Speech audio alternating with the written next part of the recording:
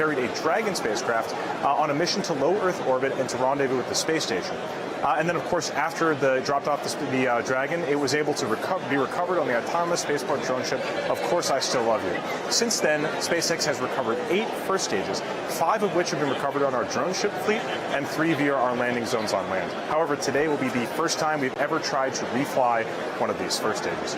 On top of that first stage, the second stage of the rocket makes up this portion right here, and at the very top there's a fairing. Inside that fairing is the SES-10 spacecraft. As you can see, that first stage makes up a pretty significant portion of the height of the rocket, and it actually makes up about 80% of the cost. And this isn't just from the structure and the tanks, but it's also from those 9 Merlin engines at the very bottom of the rocket. Keep in mind that even though this is the first time that we've ever tried to reuse one of these first stages, the entire Falcon 9 rocket has been designed with reusability in mind from the very beginning. All components on that reflown first stage are verified to the same exact levels of those on a new rocket. And while there is some inherent risk in doing something that's never been done before, there also is an inherent advantage in the fact that this first stage has flown successfully before. As I mentioned, that second stage is brand new, and the fairing on top of it is ready to carry the second SES-10 spacecraft into a geostationary transfer orbit. You can follow along with the mission progress at the progress bar at the very bottom of your screen, and you can keep track of the time as we get closer to countdown by following the mission countdown clock at the upper right-hand corner of your screen. You should be looking forward to a launch in just a few minutes from now. Good afternoon from Hawthorne, California. I'm John Innsbrucker, Falcon 9 Principal Integration Engineer, and I'm at the webcast desk in SpaceX headquarters. Now, as I've done before, I'll be bringing you status updates during today's countdown and as we fly out into space carrying SES-10 on the Falcon 9. Now, what everybody wants to know right off of the bat is, how are we doing? The good news is right now the Falcon 9 team is not working any significant issues. We are looking for an on-time launch at 27 minutes after the hour.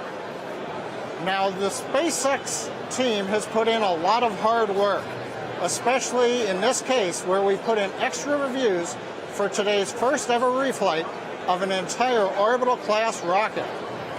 Now, on the Falcon 9 side, we rolled to the pad late Wednesday night, went vertical at T-minus 14.5 hours. That allowed our customer to do their pre-launch checkouts with the SES-10 spacecraft. As is typical with the launches from 39A at Kennedy Space Center, we began loading propellant at T-minus 70 minutes. Now, we've currently got RP-1 kerosene fuel loaded on the second stage, and we've essentially completed it on the first stage. There's a little bit of topping off left to go, but we'll finish that up in the last minutes of the count. Liquid oxygen loading is going on to both stages right now. We're actually in a pause period up until T-minus 10 minutes while we load the last bit of high-pressure helium gas into storage vessels on both the first stage and the second stage. Now, on the spacecraft side, the SES team has transferred to internal power. They're doing their last checks, making sure everything is go for launch. They're working no issues also right now. On the range side, they're ready to support. The airspace and the ocean area around the launch site are clear, ready to support launch. And weather, we're watching the ground winds, but currently at T-minus 12 minutes and 8 seconds, everything... SES-10 will replace existing satellites AMC-3 and AMC-4 to provide enhanced coverage and significant capacity expansion over Latin America. Specifically, SES-10 will provide coverage over over Mexico, serve the Spanish-speaking South America in one single beam, and cover Brazil as well. We'll be delivering SES-10 to geostationary transfer orbit, which is a place in space that's roughly 36,000 kilometers away from Earth. Following delivery to GTO, SES will use its own onboard thrusters to adjust its position and transfer from GTO to its final geostationary orbit, also known as GEO. Geostationary orbit is up so high that the satellite actually orbits planet Earth at the same speed that the planet rotates. So that makes the satellite appear as though it's a fixed point in the sky. The SES-10 satellite was built by Airbus Defence and Space, which is a division of Airbus Group, and its headquarters in Toulouse, France. SES-10 is the 45th satellite based on Airbus's reliable Eurostar E3000 platform, and the 10th to use electric propulsion for station keeping. That basically means that it'll be using its own onboard thrusters to stay in the spot where it's supposed to be. The SES-10 satellite has a mass of 4,300 kilograms, a spacecraft power of 13 kilowatts, and is designed for a nominal in-orbit life of more than 15 years. Today's launch has a window of approximately 2.5 hours, and we're expecting the launch right at the top of that window at 6:27 p.m. Eastern. For those of you who aren't familiar, every launch has a launch window during which meeting all the requirements for the payload tend to be a little easier. For SES-10, this window helps ensure that SES-10 will arrive into orbit with the sunlight actually hitting its solar rays, which is important for better recharging purposes. While there are 1,000 ways for a rocket to fail, there is only one way for it to succeed. To this end, we at SpaceX put all of our vehicles through every imaginable kind of test to ensure the highest chance of reliability on launch day. Typically, the two types of failure modes that we get are separated into two different types of classes. The first class is one that's related to manufacturing errors or defects, and the second class is one that's related more to material fatigue and wear out.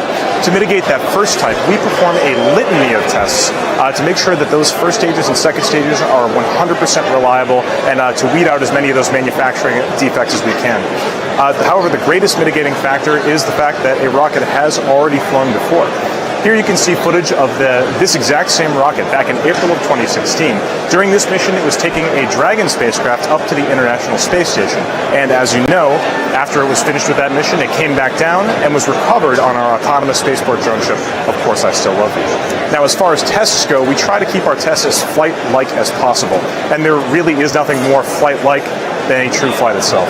After the flight, we also put this vehicle through extensive ground testing, additional testing, at our Texas test site to further increase the possibility of success on our launch day. Now, recovering this vehicle allows us to also mitigate the second type of failures, those fatigue and wear-out failures, by allowing us to open up the rocket and we can inspect components, make sure that all of our models are correct, make sure that certain components aren't wearing out any faster than we expect, and if they are, we can use those to improve the design and make changes in the next generation of the rocket. Now, with all this in mind, all spaceflight is extremely challenging, and this launch will be no less challenging because it's the first time we've tried to refly one of these recovered boosters. However, if you've been following SpaceX, you know that full and rapid reusability is our mantra. To this end, we got in touch with our president, Gwen Shotwell, and asked her a few questions about just why reusable spaceflight is so important to the future of humanity. So this mission with this pre-flown booster for SES-10 is the fundamental key demonstration that our technology is capable of reflight. First of all, it's an absolutely historic activity that we're about to go do. No one has ever done this before. Given the goals of SpaceX are to provide space transportation to allow people to move to other planets. We're not one-way trip to Mars people. We want to make sure that whoever we take can come back. And from that perspective, you need to have a reusable system. We want to provide a full transportation system, and that doesn't mean one way, that means two ways. This vehicle that we're about ready to fly here, we recovered it last year, and we spent about 4 months to bring that vehicle to the place where we were comfortable launching it here today. That's reusable, but we're really looking for true operational reusability, like an aircraft. An aircraft lands, goes to the gate, passengers go off, passengers come on, you refuel, and then you fly again. And so what we're looking to do is exactly that. We land and relaunch on the same day. Critically, you have to design the first stage to take the number of pressure cycles that it will see in multiple launches. The final vehicle design spin that we're doing on Falcon 9 that we'll be flying later this year, that should be capable of up to 10 or even more. This is the task at hand. It's a problem to solve, and that's what engineers do. They take a problem that's hard to solve, and they go solve it, and ultimately make it operational, which is really what we're going to see here today. SpaceX and SES have a long and successful relationship. They did not hesitate. They knew a previously flown booster was available, and they kind of snatched it up. So I think it says a lot about SES as a company. This will be written up. This is a historic event. As Gwen mentioned, reusability is the fundamental breakthrough needed to reduce the cost of access to space. A fully and rapidly reusable rocket, which has never been done before, is the key to establishing not just outposts, but sustaining cities on other planets. The Falcon 9 currently carries a list price of approximately $62 million US. However, the cost of fuel for each flight is only around $200,000 to $300,000. That's about 0.4% of the total cost. The majority of the launch cost comes from building the rocket, which, if it only flies once, obviously makes for a very expensive ride. However, recovering and reusing the rocket multiple times, the way that a commercial aircraft is reused over and over and over again, significantly reduces the cost of an individual flight, since the capital expenditure to build the vehicle can be spread out over many flights. Being able to reuse the rocket has the potential to dramatically reduce the cost of launch, which is the key to establishing a city on Mars. We need to get the cost of launch down to a level where a critical mass of people can actually afford to go.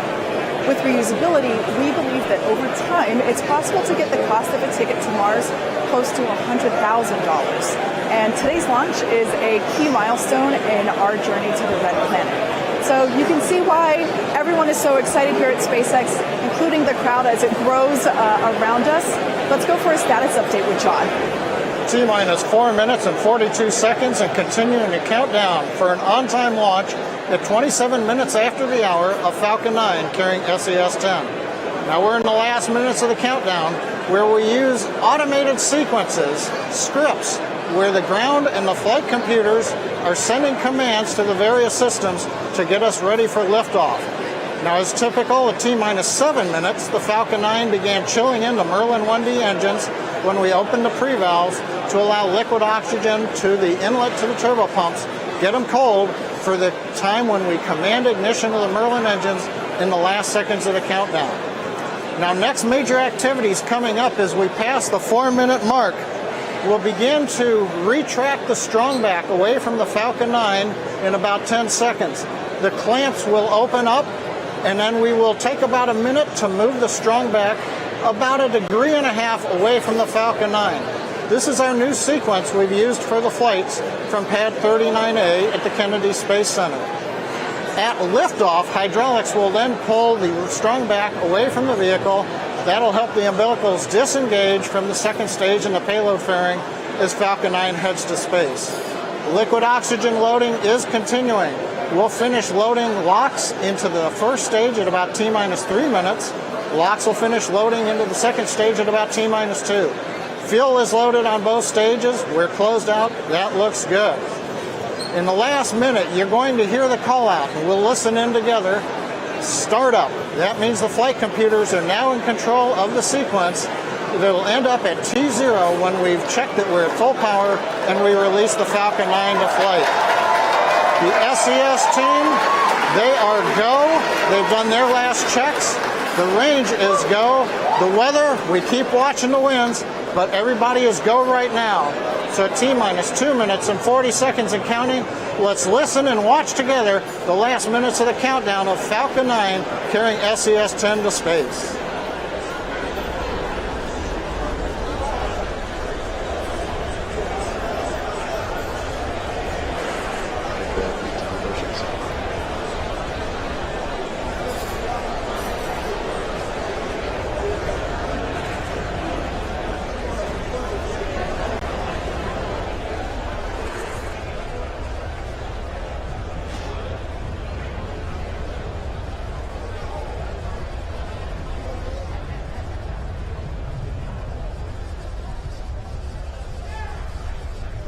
Stage 2 lock secured. Falcon 9's on internal power.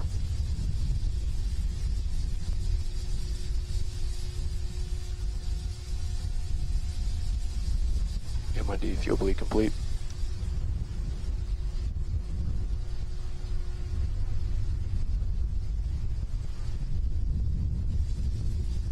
Vehicles in self-align.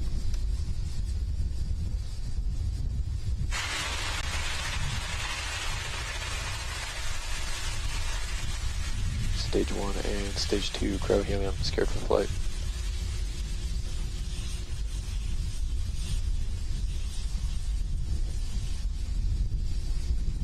FTS announced AFTS is ready for launch. AFTS is ready for launch.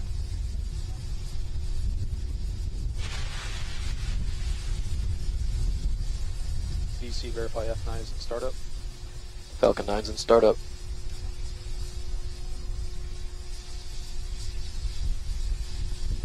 LD Stage 1 verify, go for and launch. Stage 2 press LD flight. verifies go for launch, go for age of reflight.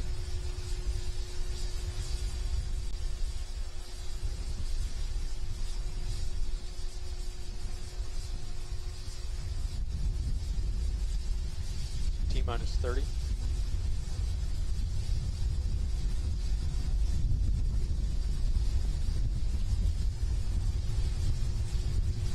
T-minus 20.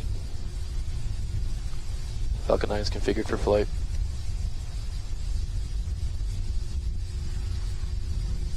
T-minus 10, 9, 8, 7, 6, 5, 4, 3, 2, 1. Liftoff of Falcon 9, the world's first reflight of orbital class rocket. Falcon 9 is clear the tower.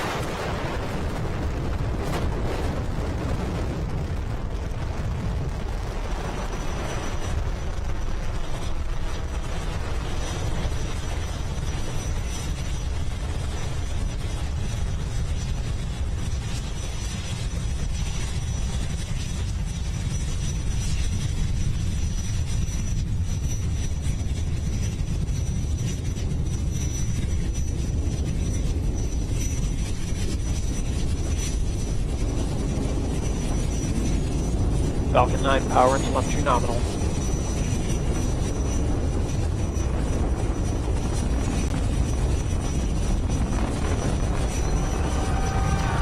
Coming up on T+1 minute into flight, a lot of cheering here in Hawthorne. We're throttling the engines down as we get ready for maximum dynamic pressure on the vehicle.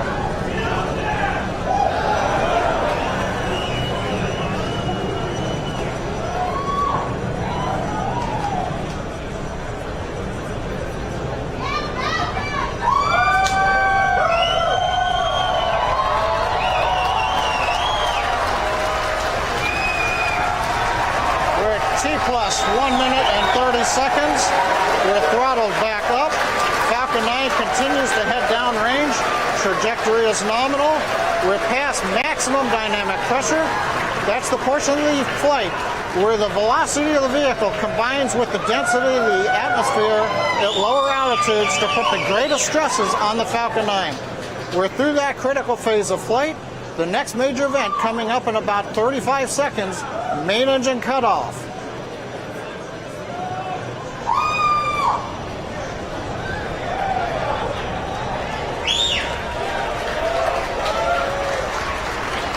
Coming up in about 20 seconds, we'll shut down the 9 Merlin engines, separate the first stage, and light the upper stage.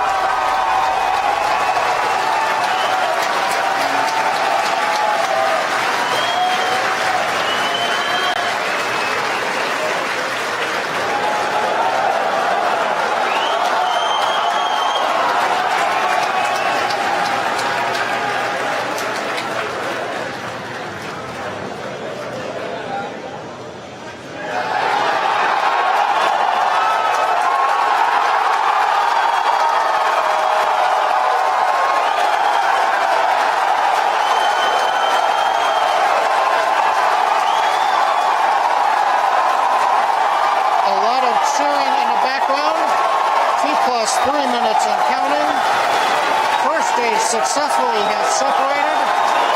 Second stage is up on power. Trajectory looks nominal. All systems continue to be go.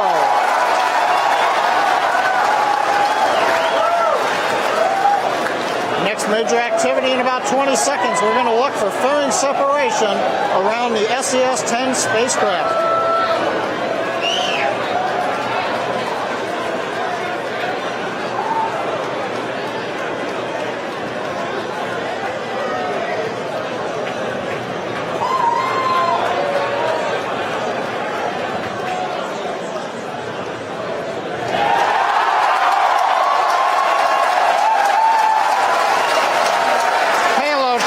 Successfully separated. The MVAC engine continues to power the upper stage into the low Earth parking orbit. Engine looks good, the trajectory looks good. We're at T+4 minutes and the flight continues to be go.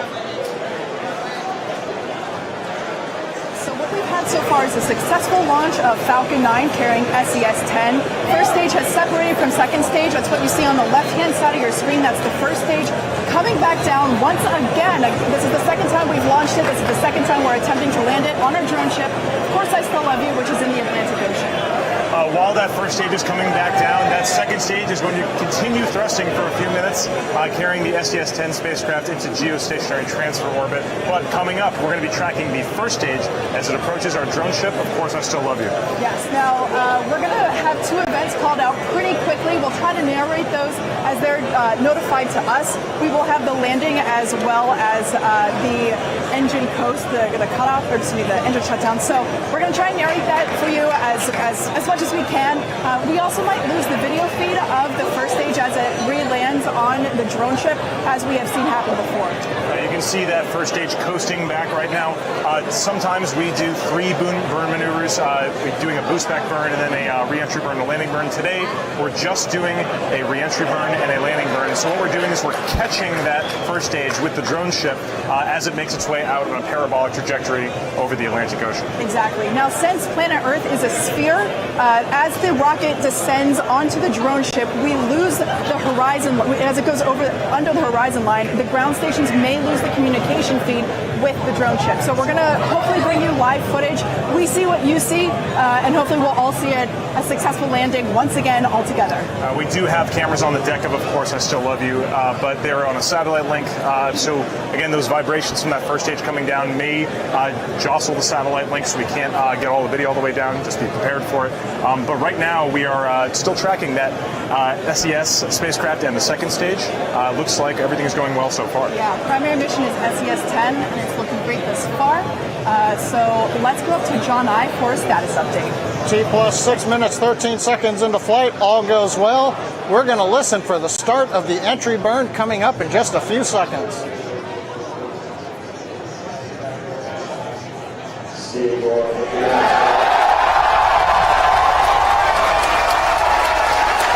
And we hear the call out. We have start of entry burn. This burn will last just under 20 seconds.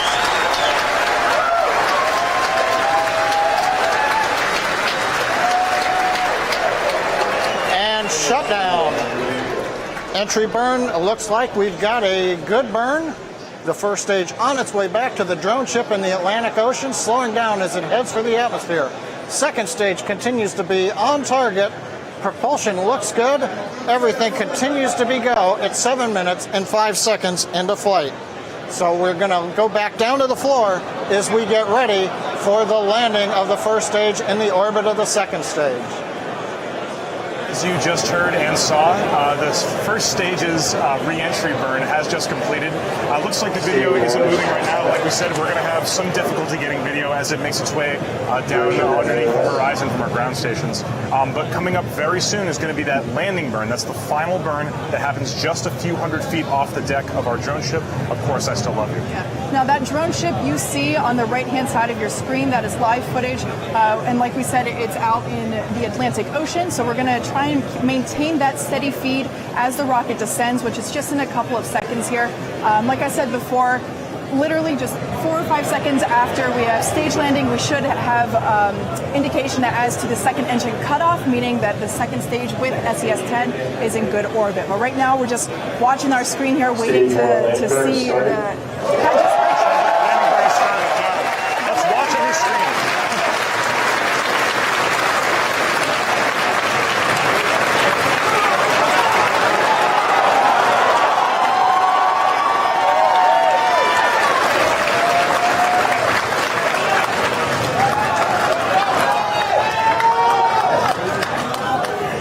Looks like we may not have a continuous video feed from the drone ship right now. Like we said, this is expected. We don't currently have direct line of sight with that drone ship. We only have a satellite link, and as it gets down kind of close, that Merlin engine can vibrate the satellite link. And sometimes we can lose video. So just stay put here. We're going to let you know.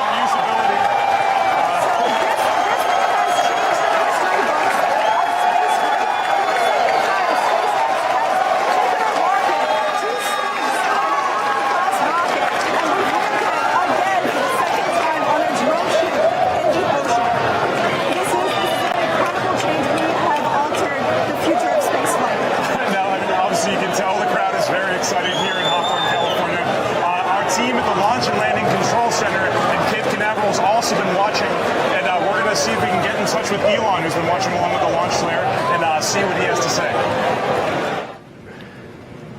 3, 2, 1, you're live. All right, well, we just had an incredible day today. The first reflight of an orbital class booster did its mission perfectly, dropped off the second stage, came back and landed on the drone ship right in the bullseye. It's an amazing day, I think, for space as a whole, for the space industry. It means you can fly and refly an orbit class booster, which is the most expensive part of the rocket. This is going to be ultimately a huge revolution in spaceflight. It's the difference between if you had airplanes where you threw away an airplane after every flight versus you could reuse them multiple times. So it's been 15 years to get to this point. It's taken us a long time. A lot of difficult steps along the way, but I'm just incredibly proud of the SpaceX team for being able to achieve this I think, incredible milestone in the history of space. Yeah, I'm sort of at a loss for words, but it's really a great day, not just for SpaceX, but for the space industry as a whole, and proving that something can be done that many people said was impossible. Thank you. So this is fantastic news for everyone here at SpaceX and for humanity in general. We are so happy. Remember, the primary mission to get SES-10 into geostationary transfer orbit is currently good. We have a good orbit, and that's the primary mission we should be focusing on, even though we're really excited for the landing. So now that the second stage engine has cut off, SES-10 and the second stage are now in what we call a parking orbit. It's going to go into a coast phase for a few minutes, at which point we're going to take a break in our webcast. However, we hope you stick with us and come back in a few minutes so that we can all watch a hopeful successful deployment of SES-10 into geostationary transfer orbit. Stick around.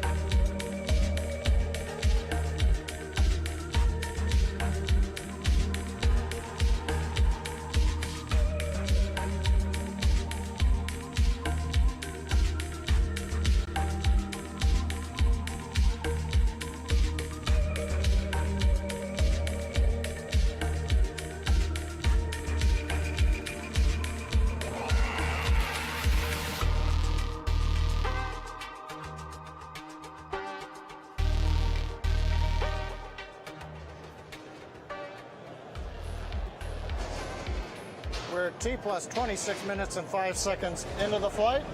Everything continues to go well with Falcon 9. Second stage is passing over the equator on the west coast of Africa. We're about to relight the upper stage engine to put SES-10 into the geotransfer orbit. Let's listen into the countdown now.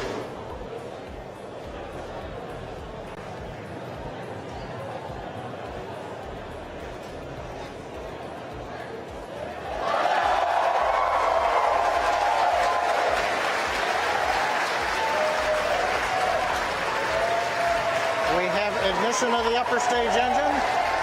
Initial data looks like a good burn on the MVAC-D engine. Currently, we are in low Earth orbit. We're going just about 7.4 kilometers per second. We're now going to build up velocity to over 9.5 kilometers per second. With a 210,000 pound thrust engine, you add a lot of impulse in a short amount of time. This burn will last a little under 1 minute. We're throttling down now to keep loads as designed on the spacecraft. We're waiting to hear the call out of the shutdown.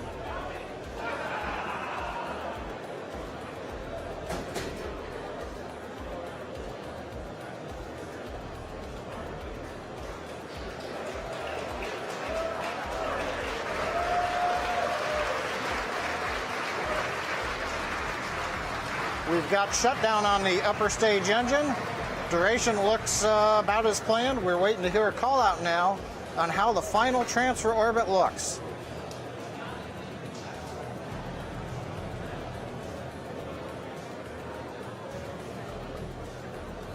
Initial data looks like we've got a good enough orbit. Still waiting to hear the call out, but some of the data that I've got on the screen looks like we're where we want to be. So the second stage is now in geostationary transfer orbit, carrying SES-10 still made it to the top of the second stage. The next major event's going to come at about T plus 32 minutes when we command spacecraft separation.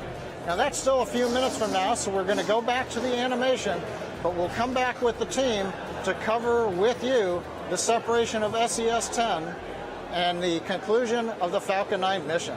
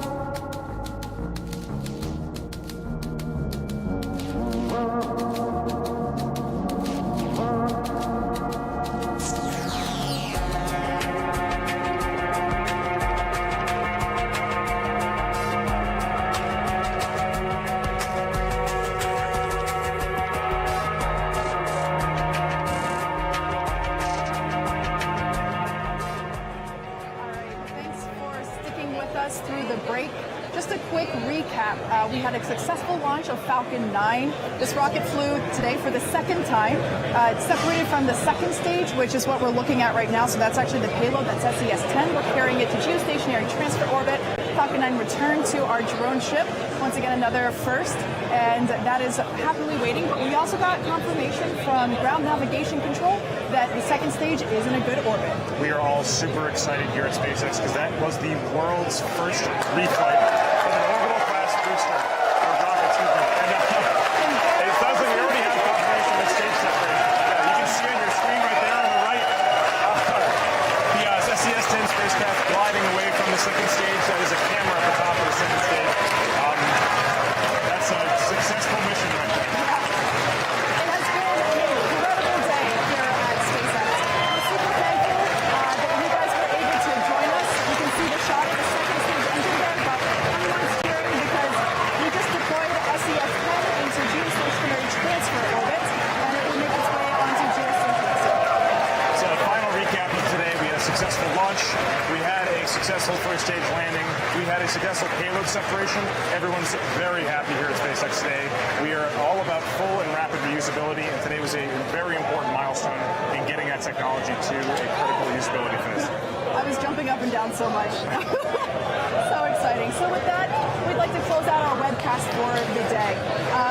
Thank you to SES, our customer, as always, the FAA, government support,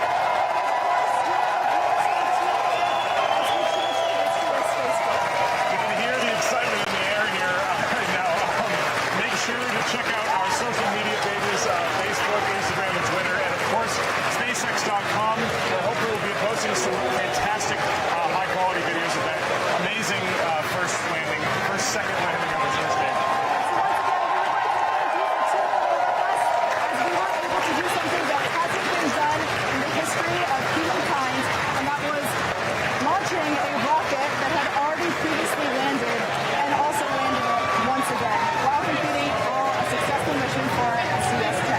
SpaceX headquarters in Hawthorne, California. Thank you so much.